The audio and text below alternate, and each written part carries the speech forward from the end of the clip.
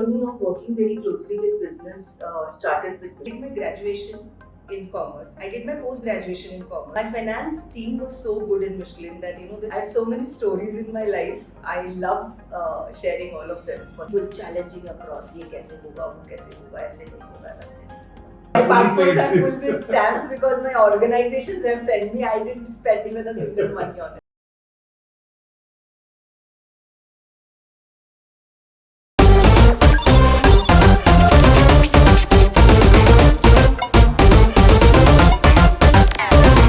Hello, everyone, and welcome to yet another episode of The Culture Beat by Incredible Workplaces, a show where we bring the leaders from the business and talk about their experiences, journey, best practices, and what we can learn from their journey itself.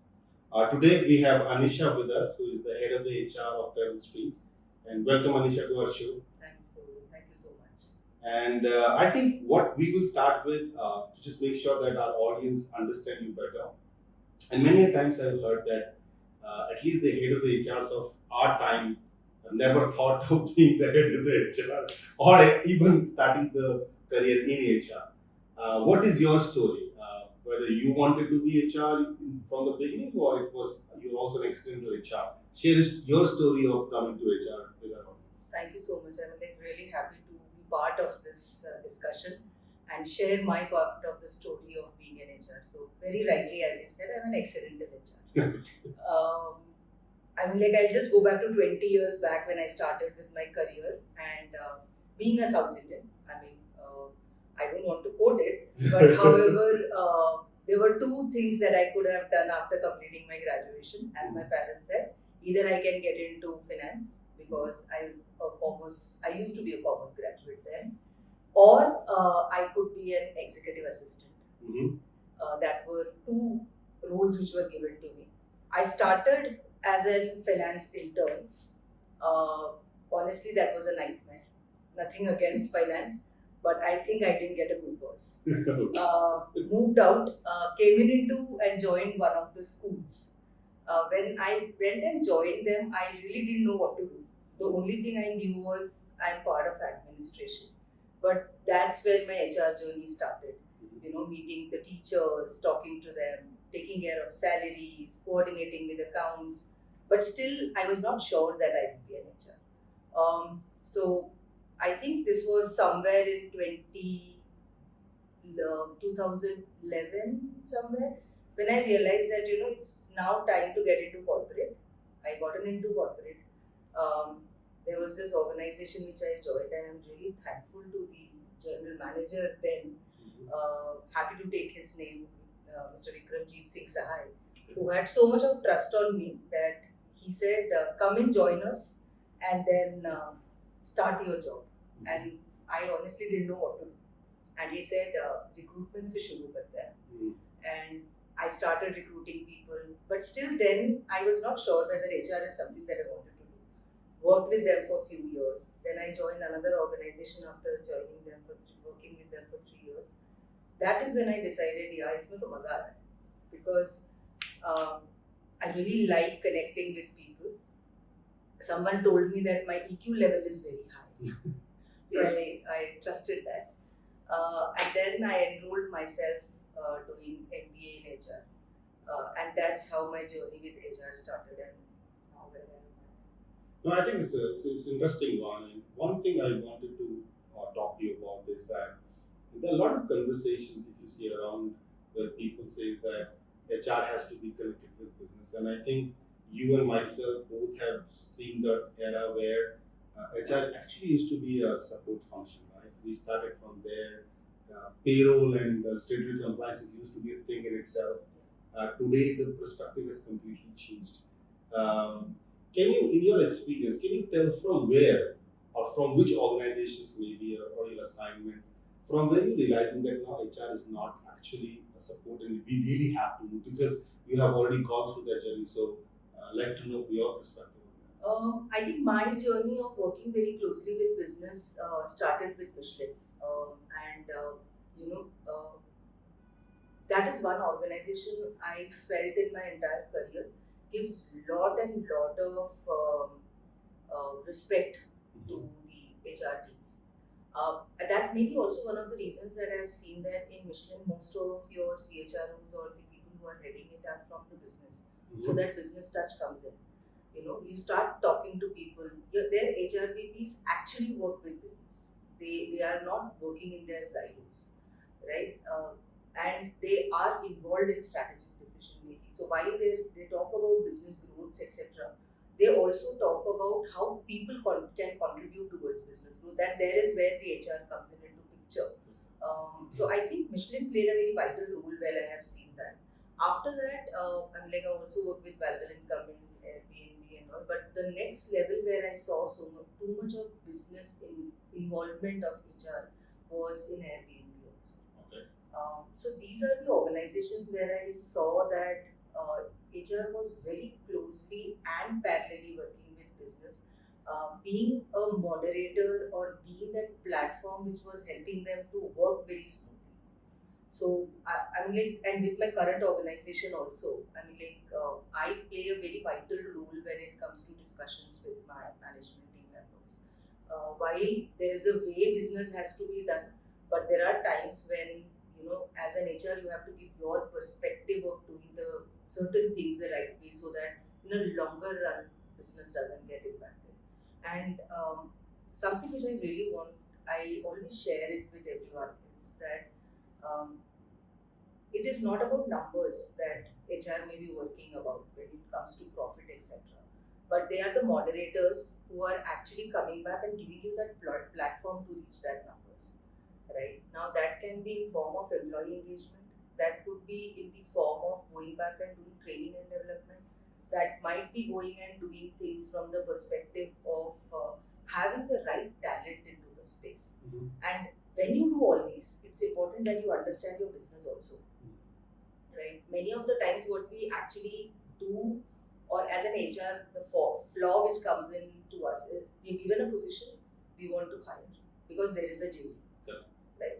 But we do not understand the fact that the first time you click and talk to the candidate, you have to understand that JD is speaking the same language what business wants, or it is just a download from somewhere, or is it an historical JD that you are following?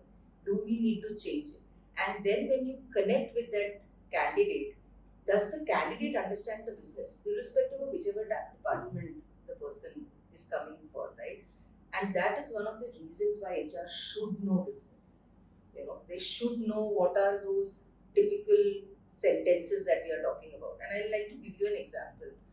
Other day I was talking to one of the finance guys, and I was just generally looking for some position for finance, and I was just talking to him and asking him, "Aapne kya kiya hai? What all you have taken care of? Do you understand general accounting, etc., etc."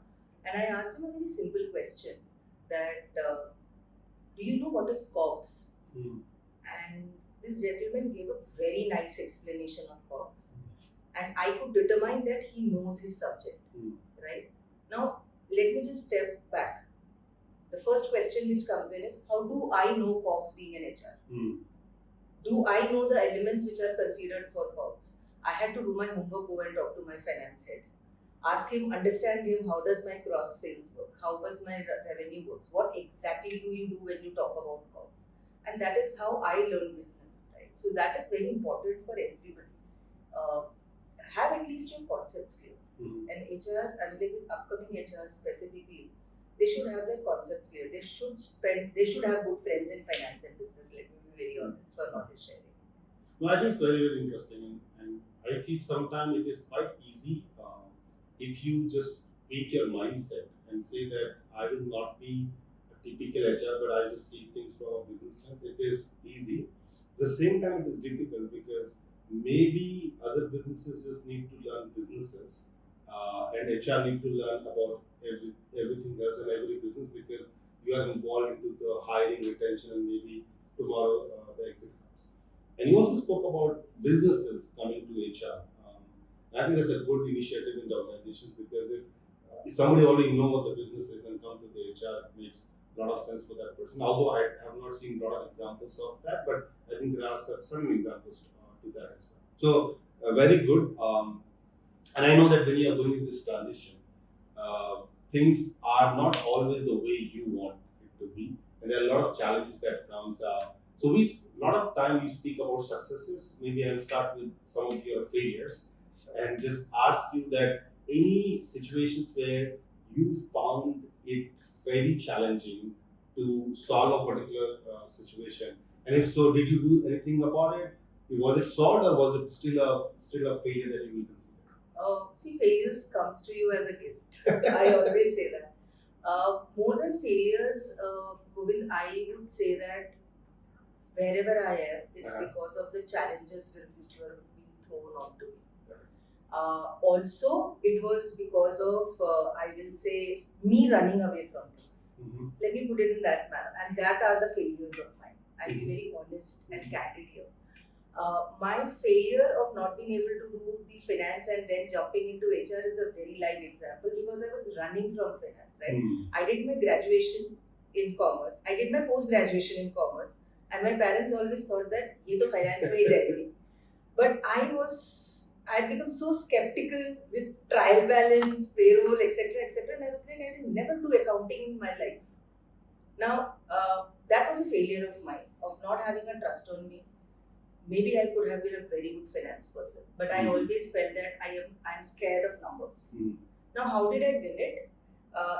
It came after years to me, right? And this was somewhere in 2016 in Michelin itself. I moved my role as a payroll manager. Okay. Now, payroll comes with a lot of numbers, right? I did payroll.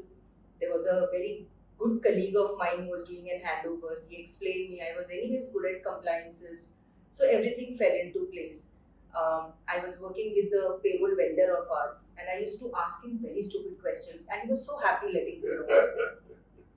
Then one day, the first day I had to handle payroll, I was given a journal voucher to fill, which I had to fill in and submit to my finance team.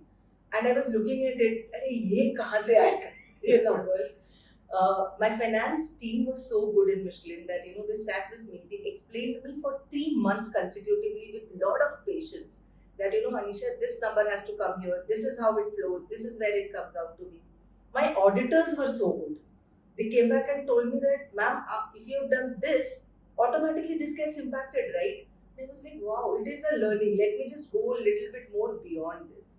Now the next failure comes, right? I joined another organization after Michelin. This organization I joined in, the second day of me joining in, the person who was doing the handover told me, ये ना SAP में entries भी हम ही pass करते हैं payroll की. I was like, मतलब it's like debit credit की entry भी आप ही को डालनी पड़ेगी, provisions भी आप ही को upload करने पड़ेंगे. A little bit of finance in it, right? I was like, wow, I should never run away from anything. Again, that's again a story of mine wherein I say that that helped me to connect with finance. That somewhere, it was a self-realization, Anisha, you are good with numbers. You can play around with numbers. You still understand debit and credit. There is nothing to run around with. So that was one when it comes to finance. I have been, I'm a millennial, right? I come from a generation where females who used to get into HR, I'm sure most of us don't like saying this, but that is the truth, wherein HR was considered as a 9 to 6 job, right? And people wanted to do it. Females wanted to do it somehow. It was not having strategic things, there were processes set and we wanted to follow that because of lot of commitments. I also had a lot of commitments with my son, studying, travel, office, family, everything, right? But what has actually happened with me is that wherein there were a couple of places where I was challenged. That you being a female, you won't be able to do it. Leave it, it will be a constraint because you have to take care of your kid. It is fine, you have a family to take care of, go back home. We will take care of it. So these were the challenges, and I was like, I'm sorry, if I'm handling everything together, why can't I put all these things in place? I am workaholic. I want to do something in my career and I want to reach where I am. I do remember one of a very, very old friend of mine when I met him after years, after school. And I told him, I'm working for so-and-so company. this is the designation, this is I'm. Oh, being a female, you reached here. Very nice. I'm like so proud of you. And I was like, what does that it has to do with a female? I was a hardworking person. I wanted to learn. I had expertise and I reached because of that. It doesn't have to do anything with gender, right? So, I mean, I feel that those were the challenges which came across where I was being challenged. Somebody told me that you cannot be someone who understands legal terms. I was like, really? Okay. Thanks to my general counsel then in Michelin, she took me into legal team. I did my law degree. I became a person who can do contract management and can draft contracts and notices. And today I am a partial lawyer as well. I mean, like, for me, more than failures, it was challenges which were being thrown or me being challenged of not being able to do it. I think that I took little positively and seriously. Yeah, it's always very, I don't know, because I've never faced this. It's very difficult for me to understand that what is it to do with the gender, because I feel it's more about your capability. It could be about your capability. It could be about your passion and interest. It might not be about gender. And see, people will have different kind of constraints, right? And there are women that choose to be at home, and I think that's a respectful decision, because I think nowadays raising kids in the today era is also a very, very difficult choice. Much difficult than, in my opinion, building businesses, because maybe that's something we are not good at, right? I never felt that it is to do with the gender, but I know that you've given some examples. Do you see that happen nowadays, like with you or surrounding you? Still, people think that having a gender might impact the particular thing that a person need to do? Govind, I have a little different opinion here, I'll be honest. While I know females can, it is nothing to do with the gender, and I'll not talk about male or female, I'm talking about any sexual orientation you might have. Anybody can do anything, right? However, what I feel is there are places, there are situations where few people cannot adjust to. And that comes with a lot of other things. And that is nothing to do with internal or from that person's perspective. That comes from external, right? Today, whatever I am, even being I'm a gender, I'll not go by the gender thing. I have been on my own. I got a family who supported me. I had my parents who told me that today, if you ask my father, he will say, I never thought wherever she's reached, she will reach. We wanted her to be an EA somewhere. But look at whatever she does. There are times when he always says that, the day her throat goes off and her voice doesn't come out, yeah, how is she going to get her salary? I'll be honest, but that's how the parents are, but they have supported me like crazy. I have got a very, very, very understanding kid at home. He was there for me always. He's never come back and told me that, oh, you do this, I will do this. Or if you don't sit here, I will fail. I think that matters a lot, right? So it is nothing to do with the gender internally or a person, right? It is all external what gets created around. If you get the right situation, if you get the right people, it is not gender specific. I will go with you. But there are times where there are certain genders who have more force or I will say commitments when it comes to external factors. And that matters a lot. Acceptance is a very, very big problem today in the industry. Still in the industry, let me be honest. There are times when we come back and there are times when people say that this is not possible. But do you see that that's still like you have, I'm sure you have a lot of team members who are girls, different generation I believe, but or like as far as yourself is concerned, I'm like this. My thinking is that maybe the situation has changed, maybe not completely changed, but changed from what we have seen at our time. Do you see that has changed? Do you see still people feel that somebody being a woman won't be able to do a certain job, or as far as yourself is concerned? And do you see that happening with the girls today? Do they face the same problem that you It face? is lesser than before, but that old school thinking has not completely gone. I'll be honest. Right? That also comes from a mental constraint. And I will accept it. even if that comes with lot of, I don't like saying this, however, because I'm one person who do a lot of running around. I don't care going out at 48 degrees Celsius, take an auto or take a rickshaw and go to my next office. I am like that. But I'll be very honest and candid in saying this, that I'm very thoughtful when I have to send any of my team members, specifically females, doing that. Mm-hmm. However, I will always go back and request my male team member, ja sakta hai kya? Mm-hmm. He has a bike, he will go, he will not be relying on his auto or any rickshaw to get. He will be very happy, Mm-hmm. right? And I think that comes from the part which I will say is that tomboyish females, Mm-hmm. they have little bit more success sometimes in comparison to, again, this is all thought process, there is nothing called tomboyishness, Mm-hmm. right? It is about being outgoing, being there, being strong, ready to face everything. Mm-hmm. If you are able to give that impression to anyone that I can do it, nobody can stop you, Makes sense. right? Even if that external person might have 10 thoughts, but if you come up as a person that I can do it, then no one will stop you. Today it is that. Earlier, when we started our career, obviously there were people to pull back, but today there are no people to pull you back. Mm-hmm. If you are ready to do it, people will give you opportunities. But be somebody to be ready to do it. I come across situations where I have seen female counterparts coming back and saying, or any counterparts, even male also. Like, why am I categorizing it as female? Male counterparts also, why should I do it? It is so difficult to do. How can I go? I have to go from here to there. It's job. You have to do it. So, if that comes in, always have a second thought about that person.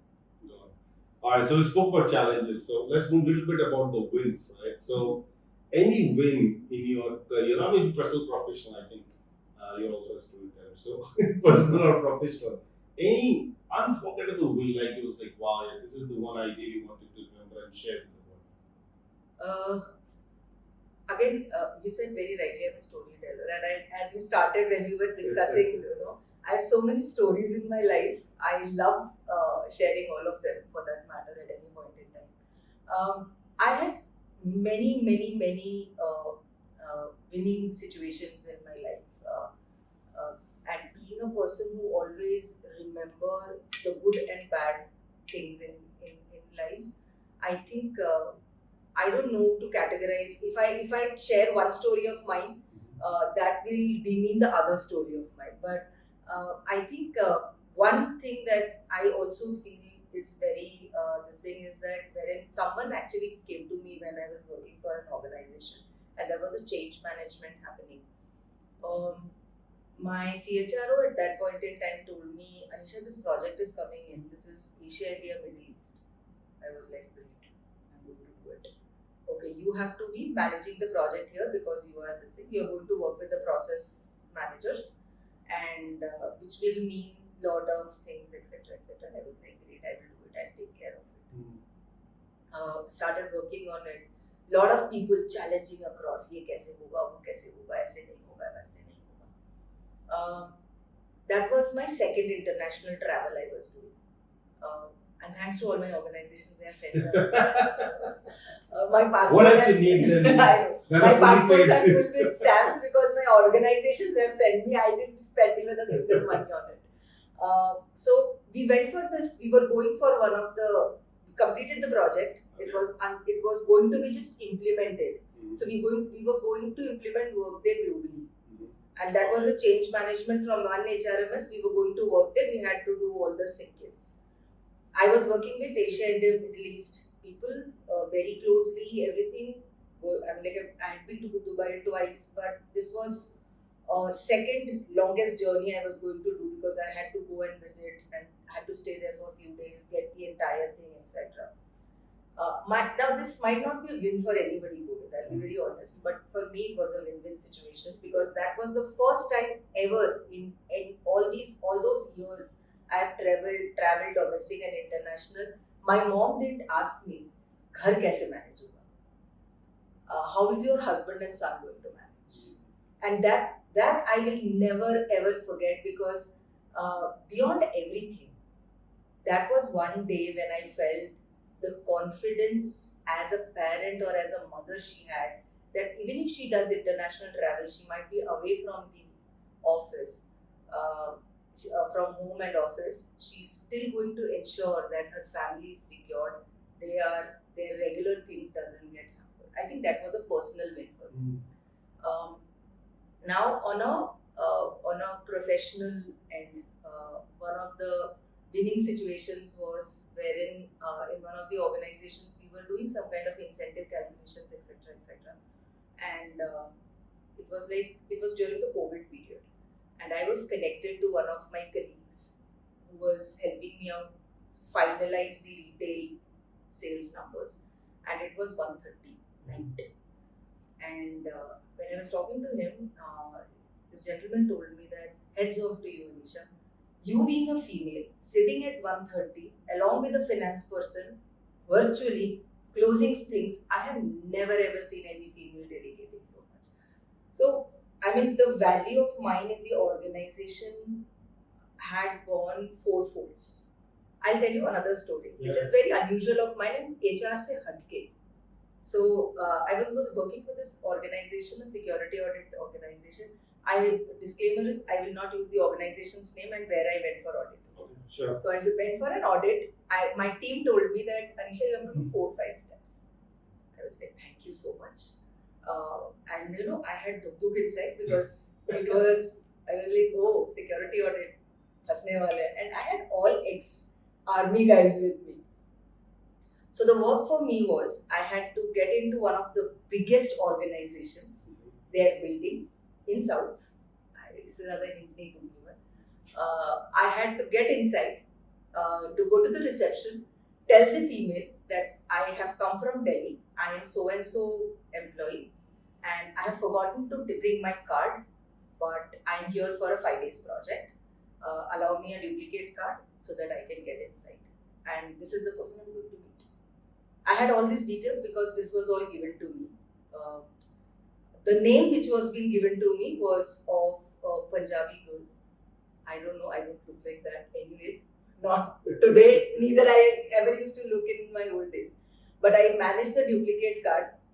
I got into the office. I went up till their 4th floor. Nobody questioned me. I came out, stepped out of the reception, and I was out with their identity card. I gave my actual number. The actual number I used to use. After, I think half an hour of me coming out of that building, I get a call on this number saying that I will need to know who you are, because you have taken our card, you have not submitted back. You just came in, picked up, went out, and I was like, security lab, sir. And I handed it over. So I think that told me that, Anisha, even if anything happens, you are a very right person to be an investigator. What an actor you are. So I think these are wins. Honestly, I mean, the kind of security system that organization had, the kind of protocols they were following, breaching it was a very big thing. I know that impacted many people's job, but that could have been a very big security alert, not only for that organization, but for the country as well, if that breach would have happened. So, I mean, I think, again, that is a winning situation. And that is why I said, if I start telling you stories, there are stories around. I've done everything what people could do. But that was a win. And I carry it because, why I carry this unusual situation or win of mine is because that gave me, besides everything, that gave me a confidence inside that,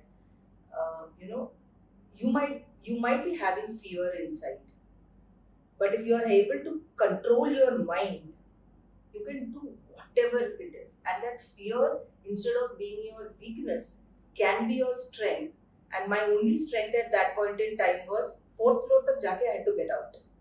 And it showed me all ways of getting it out, and my mind worked accordingly. So I think having and I have carried that, and I have actually done a lot on having mindfulness. Yeah, that's an incredible story, I must say. I'm sure a lot of people must have got because of that, but good story. I just want to touch upon something that we were discussing pre-shoot of this podcast, and and I think a lot of people talk about the managers or the business leaders being the catalyst for the culture, right? Of course, they are key. That's the first thing that people need to talk about. But you were talking about something very interesting that nobody talks about how the team members are not listening to their managers, and it's also impacting the way the culture is in an organization. What is your opinion? Anything that you want to share with this world? Because I think it's a very unique topic, something that people don't often talk about. What's your opinion? What would you say on that? See, we always talk about managers coming back and talking about targets, managers coming back and talking about deliverables, managers coming and giving you work till 10 o'clock, 12 o'clock, 1 o'clock, 2 o'clock to be done, managers asking you to work on weekends, etc., etc., etc. And as a manager myself and as an employee of the organization, I want to counter question everybody who is asking this question, right? That your manager is also working till 10 o'clock, 11 o'clock, 12 o'clock. Your manager is also working on weekends.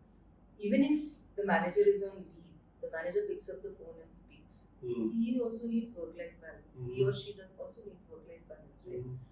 Why are we not talking about it? Right? If my team members, if I have 10 team members, my 10 team members deliver on time, maybe I might have to work only till 9. I don't have to work till 10. Because many times, many of the managers are trying to cover up for their team members. Let me be very honest, and you can go back and check with many managers who are doing it. यार team ने नहीं किया या team के ये report ही मुझे 8 बजे मिली. I also need 2 hours to review and send it across to the management. Then management is going to review and they are going to send it across to the investors, right? So we always talk about top-down approach. Why are we not talking about down-up approach? That is also important, right? Now, if you even have 2 members who are doing their work on time, submitting it on time, you doing the review on time, half of our problem is resolved. Usko extra hours work nahi karna, aapko extra hours work nahi karna, right? Now, that is one situation. Now, the second situation also is wherein there are times when team members will be non-responsive, right? I'm sure most of the managers don't call up everyone at 9 o'clock, 10 o'clock at night, right? Kahin kuch hua hai, which is going to have a very, very bad. See, now, disclaimer again here is, by virtue of sometimes the way a manager would have been treated during the growth time of theirs, they give it back because that becomes their behavior and they feel that this is how the work is. Correct. But those number of managers are very less in today's industry. Most of the managers also want work-life balance. They also want to deliver on time. They also want to do quality things. You want to grow as a manager and also have an impact on business. So you have to understand that what is the impact which your deliverable is going to happen, right? There are times I have seen the team members who pick up their phone. And you ask them and they will come back and say that this was after office hours, why should even I pick up the phone? But if you need your manager is picking up the phone even at 10 o'clock, 11 o'clock, right? Why do we forget that? So we have to, it is not only again top down, it has to be down up approach also. So, I mean, I don't know whether I've answered to your question, but that's what my thought process is. I really, really request all the team members of mine at least. I always tell them, I really want all of you to have good personal time with your family, your own personal well-being. But the work which you have, please deliver it. Don't allow me to follow up. The day I stop following up, we all will have a win-win situation in life. I think it's a very, very different and unique perspective, but not something that is not happening in the organizations nowadays. It's happening, but I think we don't talk about it. So you put it very well, and I'm sure this will help the audience, especially those who are, because everybody is reporting to somebody, right? Yes. Even the CEO of the company reports to someone, right? So if you're doing our job well, I think one of our clients is our managers, right? So we are serving them as well. So if we as a team member do our job at the right time, I think our manager or who's actually also our client will be also Yeah, happy. obviously. Awesome. So coming to the closure of this, Anisha, what will be your message to our audience who are listening today from your personal experience? Anything that you want to tell them? Any like most of the HR professionals and marketing, the CEOs of the companies are watching this podcast. What will be your message to them that you want to share with them? I think one of the things that I already said when I'm talking about myself, I always talk about mindfulness. One of the message to everybody out there is that there is nothing that nobody can come back and say that I can't do, Mm-hmm. right? In that I can't do, there is a I can do also. It's just you have to remove that T from there, and it becomes I can do, right? Take it from a challenge perspective. Don't think that whether this is something that you want to do it or not. I never wanted to become a lawyer, right? But I am a legal person because that helped me in HR, right? I never wanted to be an HR, right? But I am in HR. And that's given me a new perspective of how I can give it back to the society, to my organization, to many other counterparts. So there is nothing called no. Even though years back I left finance, today I work closely with finance. Mm-hmm. So there is nothing which we can say that this is not my kitty of thing that I've heard this coming back. This is not my cup of tea. Mm-hmm. Everything is everybody's cup of tea. It is going to be useful as you grow. It will be a kind of, I will say, a kind of catalyst for you to grow, right? So be open with your arms. What comes to you, learn from it. And then it will be a different learning, different journey, different kind of achievement that everybody is going to get.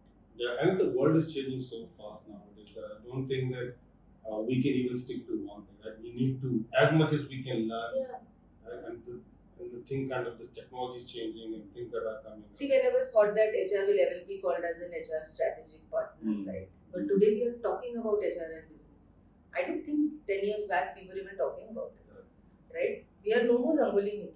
We come back and we do very, very sensible programs for team members, right? Similarly, CEO's job is not about numbers only, that go back and tell the team members that this is what your achievement numbers are. But today all CEOs are working with the team together to achieve those numbers, right? So why are we restricting ourselves? Be just open to the way things are coming. We accepted AI, right? We accepted it. So why can't accept everything which is coming your way and then add it on to your work so that you can grow as a person altogether and you can confidently talk about everything around and you can connect to different people from different industries.